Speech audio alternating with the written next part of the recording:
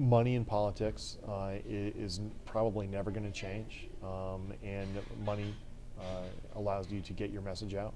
You can have the greatest message in the world, but if you're sitting in a room and open up a window and yell at the top of your lungs, maybe 3 people will hear you. If you don't have the money behind that message, you're not going to get very far. You're not going to gain traction. And that's one of the realities of politics at the national level, the local level, and everywhere in between.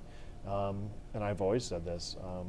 I worry more about the strength of both political parties and the fact that both political parties really do not represent the interests of blue-collar folks, working people, like my family and my background.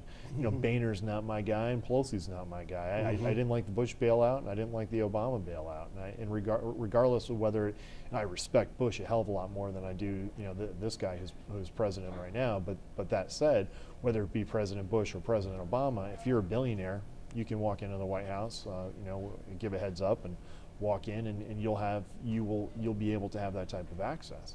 And billionaires in their helicopter, whether they're Republican or Democrat, independent, vegetarian, vegan, they laugh at the rest of us because we're fighting amongst ourselves. There really are not major differences in the two political parties. Both political parties refuse to grapple big issues like education, like immigration reform, our economy in general, and the things that we really need to do to move this country forward.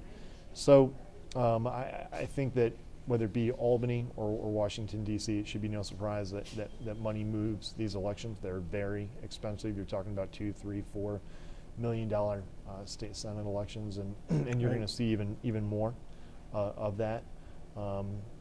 And it's why it's very difficult for blue-collar folks to get involved in the process, to either take the time out from their families or to raise the type of money that they need to. And then when other people are raising that money for you, who are you beholden to? And that's really where the problem becomes.